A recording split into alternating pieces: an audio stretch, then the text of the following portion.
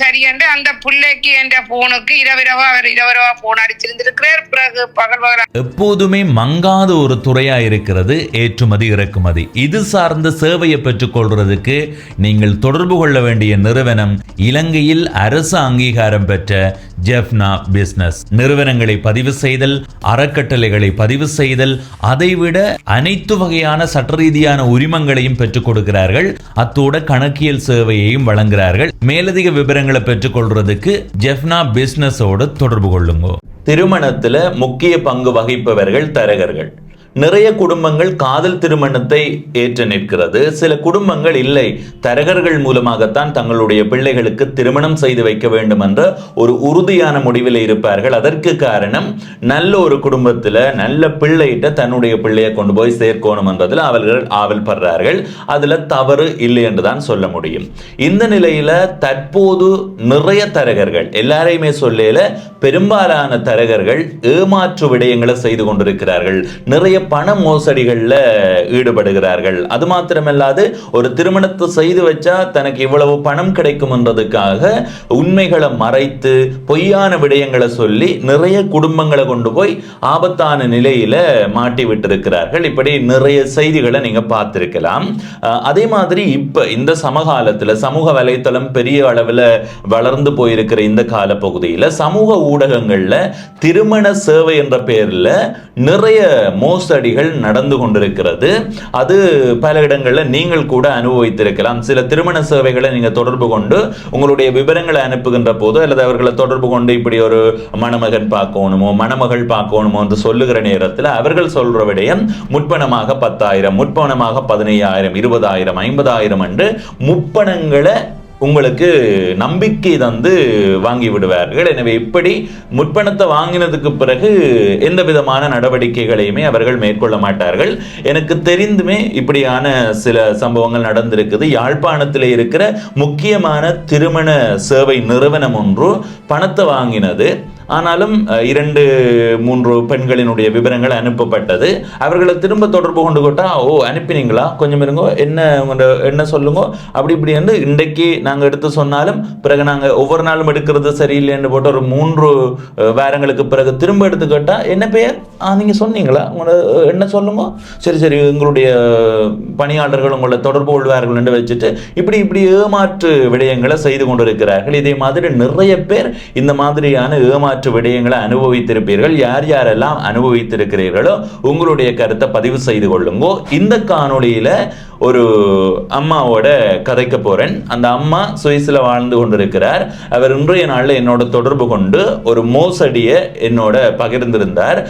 பெயர் விவரங்கள், அவருடைய புகைப்படங்கள், குரல் பதிவுகள் எல்லாம் எனக்கு அனுப்பப்பட்டிருந்தது. இப்ப நான் சொன்னேன், இதுல அந்த பெயர் விவரங்கள் அவவும் அதை விரும்பல, நானும் சொல்லியிருந்தேன். எந்த தனிப்பட்ட விவரங்களை, ஏனென்றால் அது பின்விளைவுகளை அவர்களுக்கு ஏற்படுத்துறதுக்கு சாத்தியம் இருக்குது. எனவே எந்த விவரமும் பகிர்ந்து கொள்ளாம நீங்கள் அந்த அம்மா சொன்னது இதை கட்டாயம் கொண்டு போய் சேர்க்கணும் தம்பி, எனக்கு சரியான அளவுக்கு அதுல ஒரு மன உளைச்சலாக இருந்ததுன்ற ஒரு விடயத்தை சொல்லியிருந்தா அந்த அளவுக்கு ஒரு ஏமாற்று விடயத்தை செய்திருக்கிறார்கள். அது என்னன்றதை அந்த அம்மாவோட கதைத்து உங்களோட பகிர்ந்து கொள்கிறேன். அந்த அம்மா என்னோட ஒரு வேண்டுதலாக கேட்டிருந்தா. எனவே அந்த அம்மாவோட கதைக்க போறேன். இந்த காணொளியை முழுமையாக பாருங்கள். இதுவரை பவனீசன் குரல் என்ற இந்த யூடியூப் சேனலை சப்ஸ்கிரைப் செய்யாதவர்கள் சப்ஸ்கிரைப் செய்து பக்கத்தில் இருக்கிற மணிபொத்தன் பெல் ஐக்கானை அழுத்தி இணைந்திருங்கள். அப்பதான் நான் போடுற ஒவ்வொரு காணொளியும் உங்களை வந்து சேரும்.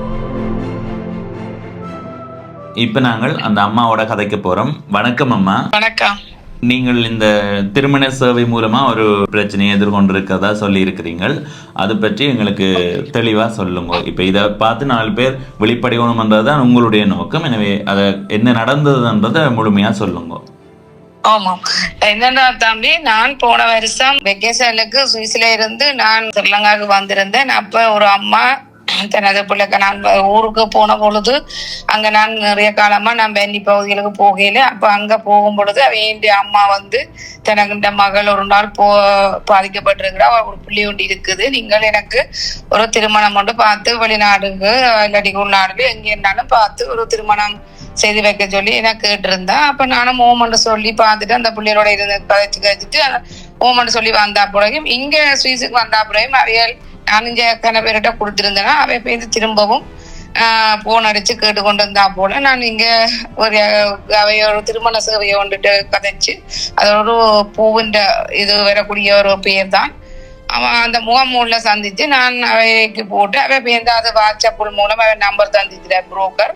சரி ஓகேன்னு அந்த புரோக்கர் இதை பார்த்து நாங்கள் அந்த போட்டோவும் அனுப்பி கேட்டிருந்த போது அவர் சொன்னார் 20,000 ரூபாய் காசு முட்காசு போட சொல்லி கேட்டிருந்தார். அப்ப நான் கேட்ட போது நான் சொன்னேன் கல்யாணம் பொருந்தாமைக்கு என்னண்டா நான் அனுப்புறது, நான் நீங்க கல்யாணம் பொருத்தி அவையில நம்பரை நீங்க தாங்க நான் கதைச்சு ஓகே பண்ணினா பிறகு நான் உங்களுக்கு இங்க இருந்து காசு போடலாமான்னு அவருக்கு சொல்லி இருந்தேன்.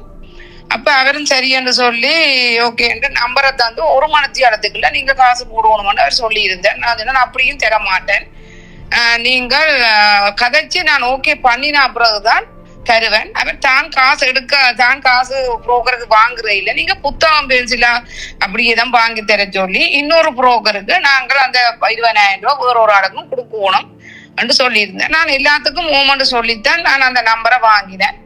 ஓகேன்னா அந்த புரோக்கர் அந்த நம்பரும் படி கதைச்சு அந்த சுவிஸ் மகனோட கதைப்ப மட்டும் கதைக்க அவர் ஓகே நான் இப்படி 41 நாள் லீவில வந்திருக்கிறதுண்டும் தான் இந்த இடத்துல வீடுல இந்த இடத்துல இருக்கிறத மட்டும் சொன்னார். அப்ப நான் ஓகே சரி என்று கதைச்சு அவரோட எல்லாம் கதைச்சு ஓகே என்று முட்டாயினா பிறகு இந்த இடத்துல ஒரு கோயில பார்ப்போம், அந்த பொம்பளைய கோயில பார்ப்போம் கேட்ட பொழுது நான் அதுக்கும் ஓகே என்று சொல்லி எல்லாம் இதண்டா பிறகும் அவர் அவற்ற கதையில கொஞ்சம் வித்தியாசம் இருந்தா போற சந்தேகம் ஒன்று எனக்கு வந்துடும் பிறகுதான் அவருக்கு நான் கேட்டேன் நீங்க கூட இந்திய ஐலண்டிக்கா இதை தர சொல்லி கேட்க அவர் கேட்ட பொழுதும் அவர் தர இல்ல நான் எல்லாம் முட்டாகட்டுக்கும் நான் அதுக்கு பிறகு தாரன்னு சொன்னார். அப்ப நான் இங்க இருந்து சுவிஸ்ல இருந்து ஒரு ஸ்ரீலங்காவில ஒரு ஆளை நான் அரேஞ்ச் பண்ணி ஒரு அண்ணாவை சொன்னார். அவரோட கதைக்க சொல்லி எந்த இடம் என்ன மாதிரி என்று ஒரு அறிய சொல்லி அவர் ஏதோ ஒரு பொய்யான அட்ரஸ் ஒன்றை கொடுத்தார். அந்த அட்ரஸுக்கு அந்த அண்ணன் போகும் பொழுது டெலிபோன் தூக்கில, நானும் இங்க டெலிபோன் அடிக்க பேருந்தும் தூக்கில. பிறகு சரியென்று அந்த பிள்ளைக்கு என்ற போனுக்கு இரவரவா போன் அடிச்சிருந்திருக்கிறார். பிறகு பகல் அடிக்க நான் அடுத்த நாள் எடுத்து கேட்டேன், என்ன தம்பி ஏன் போன் எடுத்துனீங்களே? இல்ல நான் அந்த பிள்ளைக்கு அடிச்சு நான் என்னண்டா நான் அதை நீடிக்கிறதுக்காக சுவிஸ் விசாவை நீடிக்கிறதுக்காகத்தான் நான் அடிச்சிருந்தேன்.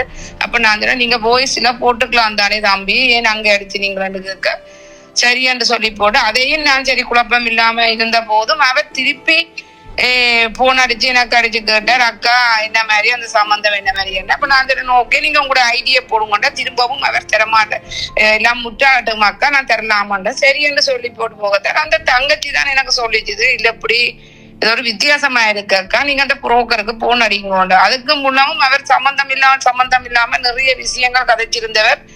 நான் என்ன இவர் சம்பந்தம் இல்லாம நீங்க தானே தம்பி இப்படி கதைக்கிறீங்களன்னு சொல்ல சரியாண்டு அதுக்கும் ஒத்துழைப்பு கொடுத்து நான் சரி பாப்பம் எப்படியோ வேண்டானே கடை வச்சிருக்கிறேன் அப்படி இப்படியான்னு சொன்னார். என்ன கடையன்று கேட்க நான் எலக்ட்ரிக் கடை வச்சிருக்கிறேன் அப்படி இப்படியாண்டு கணக்க பொய்கலன்னு சொன்னேன். நான் அதையும் நம்பித்தான் நான் ஓகேன்னு சொல்லி போட்டு இதண்ட ஒரு மாதிரி குரல் அவருக்கு எனக்கு புரோக்கரோட முதல் நான் கதைச்சது தெரியும் தானே இழுத்து கதைக்க நான் நீங்களே என்ன ஒரு குரல் ஒரு மாதிரி கிடக்குன்னு சொல்லி போட்டு நான் டக்காண்டு அவரை பேசி போட்டு போன வச்சிட்டு இவருக்கு எடுக்க இவர் இந்த தம்பிக்கு எடுக்க அந்த இது அவருக்கு சுட்டுட்டுது. நான் அங்க பேசினதை இவருக்கும் சுட்டுட்டேன்னா ரெண்டும் ஒரே ஆள் தான், ரெண்டும் ஒரே ஆள்ன்றபடியா இவருக்கு கோபம் வந்துடுது. இவரும் மருக நீங்கள் அப்படி இப்படின்னு இவர் கதைத்த விட்டு தகாத நான் சொல்றது ஒரே ஒன்றுதான் என்னன்னு சொன்னா இதால காசு 70,000 போடுங்கோ 20 லட்சம் மாறி மாறி ஒவ்வொரு முகநூல்ல இருக்கிற இதுல நீங்க வெளிநாடும் சரி உள்நாடும் சரி ஒருத்தரும் நம்ப வேண்டாம். என்னண்டா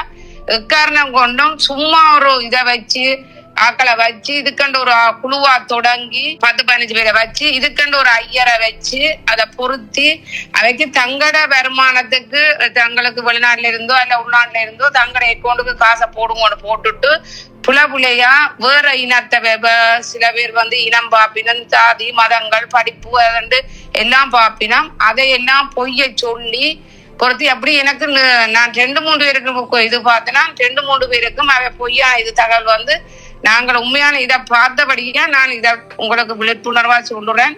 தயவு செய்து வெளிநாட்டுக்காரரான் சரி அதை விட வெளிநாட்டுல கல்யாணம் செய்து பிள்ளையோட இருக்கிறவையும் இங்க நின்று போய் தாங்கள் சுவிஸ் பிரான்ஸ் லண்டன் சொல்லி பொய்ய சொல்லி அங்க போய் காசை கொடுத்து அப்படி மாதிரி பண்ணி வாராக்களும் இருக்கினா அதே நேரத்துல அங்க இருக்கிற பிள்ளைகளும் வெளிநாட்டுக்கு வர கொண்ட மோகத்துல அது சின்ன வயசா இருந்தாலும் சரி பெரிய வயசா இருந்தாலும் சரி பொய்ய சொல்லித்தான் இங்கால வரியினம். தயவு செய்து எல்லாருமே விழிப்புணர்வையா இருக்க வேண்டும்தான் எந்த விருப்பம். கஷ்டப்பட்டு தான் எல்லாரும் வெளிநாட்டுக்கு வந்து உழைக்கிறீங்கள் இதன்றீங்கள். ஆனால் அத பிரயோசனம் இல்லாமைக்கு நீங்கள் எல்லாருமே தப்பான இடங்களுக்கு போய் கொண்டு ஒவ்வொரு முகநூலையும் ஒவ்வொரு தரம் கலோண்டு கதை கேட்கல நிதானம் வச்சு கதையுங்கோ. எல்லாரும் ஏமாத்தப்பட்டு காசு முன்னுக்கு காசை போடுங்க அக்கௌண்ட்டுக்கு நீங்க போட்டா தான் உங்களுக்கு நம்பர் தருவோம் கதைக்கு சொன்னா தயவு செய்து அதை நம்பாதேங்கோ. பொய் சொல்லித்தான் புரோக்கர் மேர் முகநூல்ல இருக்கிற இதுகள் வந்து பொய் சொல்லித்தான் அவைகள் இந்த திருமண இதை பொருத்தி கொண்டிருக்கலாம். அதே நேரத்துல பொம்பளை நாங்க படங்களை நீங்கள் காரணம் கொண்டும் கொடுக்காதீங்கோ. இப்ப எனக்கே கனடாவில இருந்து நிறைய இடங்கள்ல இருந்து பொம்பளை என்ற படங்கள் எல்லாம் எனக்கு நிறைய வந்திருக்கு. அது இந்த உலக தேசம் முழுக்க வேற புரோக்கர் மேல இருக்கு. நான் எனக்கு அடுத்த நான் வேற புரோக்கருக்கு போக அந்த படம் அங்க இருக்குது. ஆனபடியா தயவு செய்து உங்களோட படங்களை வச்சு அவையில் நிறைய பேர் நிறைய வித்தியாசமான இதுகள் செய்யலாம். ஆனபடியா தயவு செய்து தாய்மாருக்கு ஒரே வேண்டுகோள் என்னன்னா ஒரு தரும் புரோக்கர் மேல நீங்க நம்பி முகநூல் இதுகள்ல எடுத்து நீங்க நம்பி தயவு செய்து காசையும் கொடுத்து இதையும் கொடுத்து ஏமாறாதையும் கொண்டுதான் நான் சொல்ல முடியும். சரியம்மா, இந்த விடயத்தை நான் உங்களுக்கு சுருக்கமா சொல்றேன், இப்படித்தான் நடந்தான்றது சொல்லுங்க. அதாவது நீங்க இங்க ஈழத்துக்கு வந்த இடத்த வன்னியில ஒரு அம்மா தன்னுடைய பிள்ளை இருக்குது, தன்னுடைய பிள்ளைக்கு ஒரு மகனோ மகள் இருக்குது, அந்த பிள்ளையினுடைய கணவர் இறந்துட்டார்.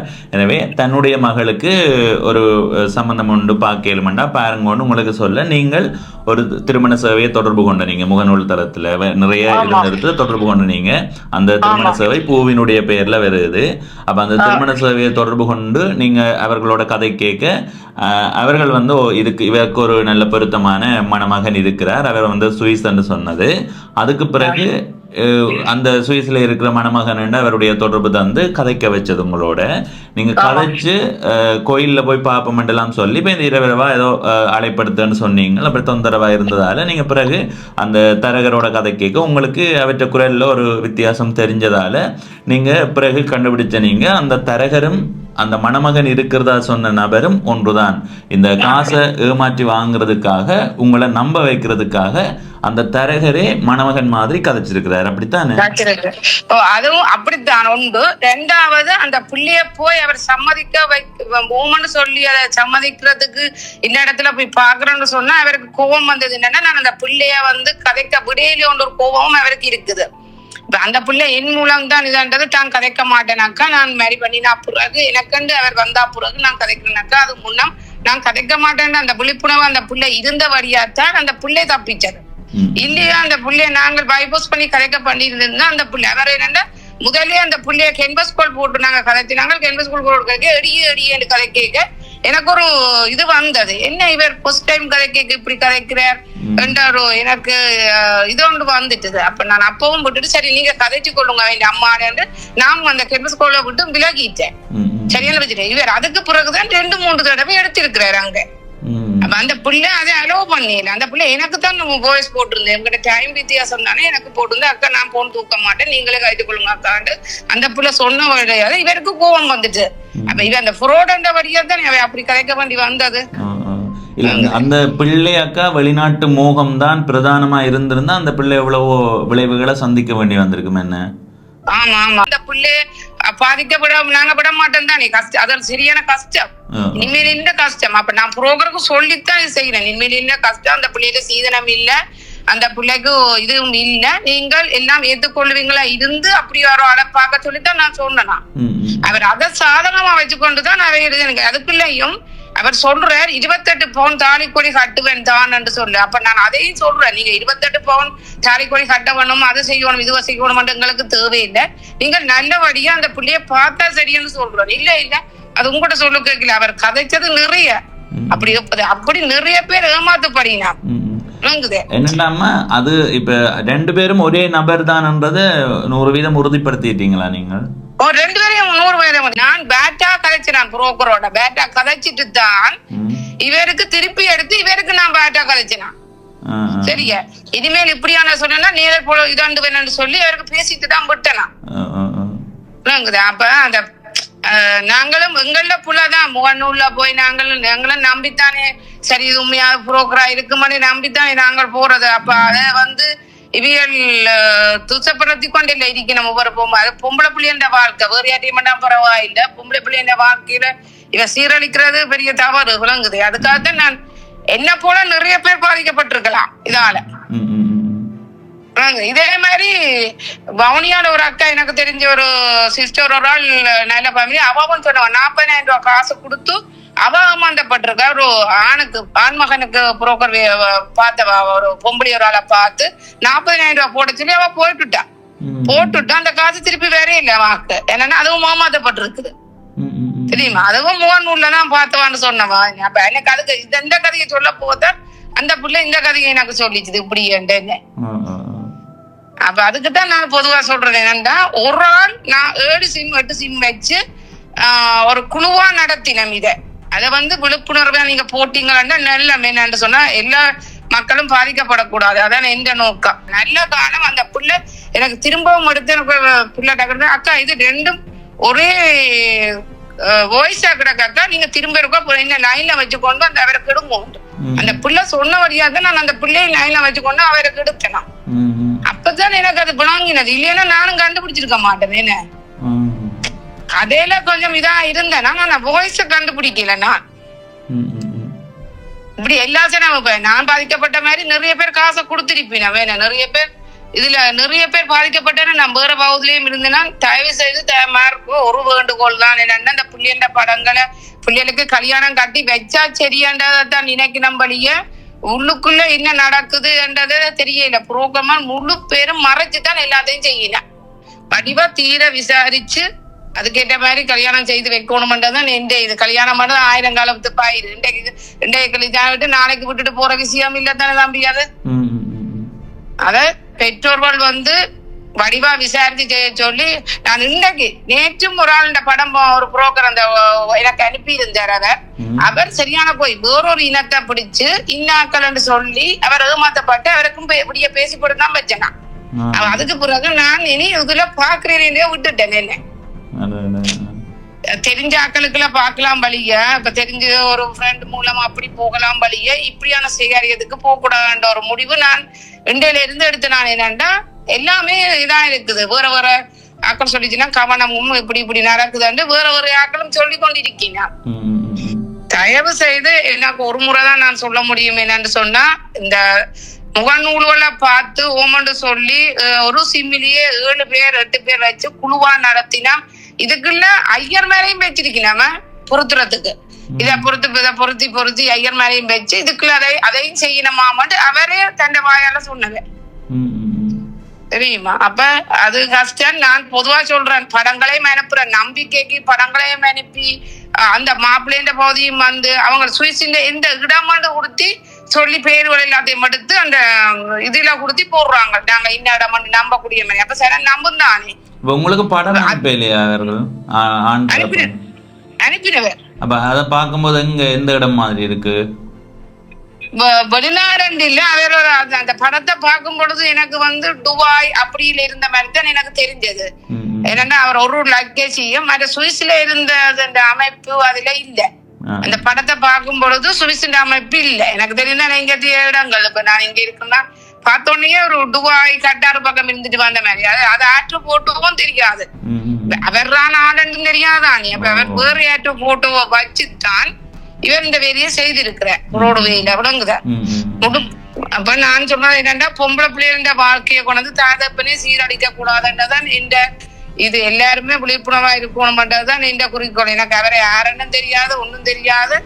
இந்த பிள்ளை கேட்டதுக்கு எங்கேனாலும் கஷ்டப்பட்ட பிள்ளை நான் நேரடியா பார்த்துட்டு வந்தபடியா நான் இந்த பிள்ளைக்கு செய்து வைக்கணும்ன்ற ஒரே நல்ல எண்ணத்துலதான் நான். சரியம்மா நன்றி. ஓகே ஓகே சரிம்மா சரி தேங்க்ஸ் தேங்க்ஸ். ஓகே சரி. அந்த அம்மா என்னோட தொடர்பு கொண்டு கதைச்சவா. நேற்று எனக்கு 2-3 தடவை அழைப்படுத்திருந்தவா. நான் குரல் பதிவில் அனுப்ப சொல்ல எனக்கு விடயத்தை அனுப்பியிருந்தவா. அப்போ இதை உங்களுக்கு தெரியப்படுத்தி இருக்கிறேன். உண்மையிலேயே இந்த அம்மா சொல்கிறது இப்போ இதில் எது சரி பிள்ளை இந்த அம்மா என் முகநூலில் போய் தேடி எடுத்தவா இந்த மாதிரியான விடயங்களை ஒவ்வொரு தரம் கதைக்கிறதுக்காக கதைக்கலாம். ஆனால் உண்மையை சொல்லப்போனால் ஒரு குடும்பத்தில் ஒரு திருமண வயது வந்த ஒரு பிள்ளை இருக்கும்போது அந்த அம்மாவும் அப்பாவும் அல்லது சகோதரர்கள் வந்து எப்படி நல்ல ஒரு மணமகனையோ மணமகளையோ தேடிக்கொள்ள முடியும் என்றதுக்காக நிறைய இடங்களில் இப்போ தெரிந்தவர்கள் மூலமாக தேடுவார்கள். அதற்கு அடுத்தபடியாக இந்த டிக்டாக் தளத்தை பார்த்தா அதில் வந்து கொண்டிருக்கும் நிறைய விடயங்கள். அதே மாதிரி முகநூல் தளத்தில் வரும்போது என்னுடைய பிள்ளைக்கு நான் வரன் தேடுறேன், எனவே இதில் இருக்கிற விபரத்தோட எடுத்து கதைப்போம் என்று சொல்லி அதில் கதைச்சு தன்னுடைய பிள்ளையினுடைய எதிர்காலத்துக்காகத்தான் அவர்கள் செய்கிறார்கள். காசு அனுப்பி போட்டு அவர்கள் எடுத்து கேட்டால் நாளைக்கு நாளைக்கு நாளைக்கு நாளைக்கு என்று சொல்லி அவர்கள் அந்த முற்பணமாக 10,000 ரூபாய் வாங்கினதுக்காக அந்த முற்பணம் வாங்கினதுக்கு பிறகு ஆர்வம் காட்டுறது இல்லை எல்லாருமே. சில இடங்களில் 20,000 50,000 ரூபாய் கூட முற்பணம் வாங்குறார்கள். எல்லாருமே அப்படி இல்லை. எனக்கு தெரிஞ்ச எத்தனையோ தரகர்கள் நல்ல மாதிரி இருக்கிறார்கள். ஆனால் இப்போ சமூக வலைத்தளங்கள் மூலமாக நிறைய மோசடிகள் நடக்குது. தயவு செய்து முற்பணத்தை கொடுக்காதீங்க.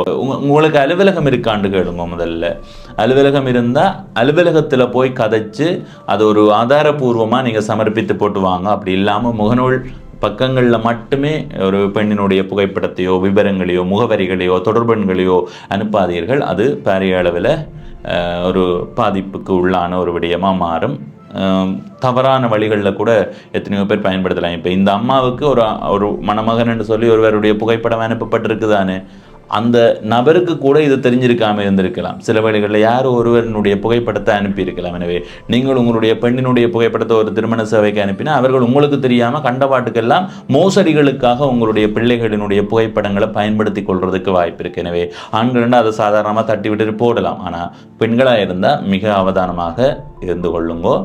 அடுத்தது வெளிநாட்டுக்கு திருமணம் செய்து வெளிநாட்டுக்கு போகணுமென்ற விடயம் அதில் தவறில்லை. ஆனால் அதில் மிகுந்த அவதானத்தோடு இருங்கோ. அப்படி இல்லைன்னா வேறு வழிகளை பயன்படுத்தி உங்களுடைய பிள்ளைகளை வெளிநாட்டுக்கு அனுப்ப பாருங்க. இப்போ மாணவர் வீசா மூலமாக வேலை வீசா மூலமாக அதை தாண்டி உங்களுடைய நெருங்கிய வட்டாரத்துக்குள்ள குடும்பங்களுக்குள்ள பார்த்து ஒரு உறவை ஏற்படுத்தி அதை செய்து கொள்ளுங்க. இந்த மாதிரி திருமண சேவையால் யாராவது பாதிக்கப்பட்டவர்கள் இருந்தால் இந்த காணொளிக்கு கீழே உங்களுடைய கருத்தை பதிவு செய்யுங்கோ. இப்போ இந்த காணொளியிலிருந்து விடைபெறுகிறேன். இதுவரை பவனீசன் என்ற இந்த யூடியூப் சேனலை சப்ஸ்கிரைப் செய்யாதவர்கள் சப்ஸ்கிரைப் செய்து பக்கத்தில் இருக்கிற மணிபொத்தன் பெல் ஐக்கானை அழுத்தி இணைந்திருங்கள். அப்போ தான் நான் போடுற ஒவ்வொரு காணொளியும் உங்களை வந்து சேரும். நீ என்ற கொடுத்த நீ இல்லை 15 பேருக்கு காசு போட்ட நீ இல்லை. இப்போ ஒரு ஆளுக்கு 10,000 ரூபாய் படி 15 பேருக்கு போட்டால் 1.5 லட்சம் விட 1.5 லட்சம் உடைக்கிறதுக்கு ஒரு வருஷம் சேமிக்கிறது. பேர்டு டக்கண்டு உண்மையிலே மக்கள் அவதானமாக இருந்து கொள்ளுங்க.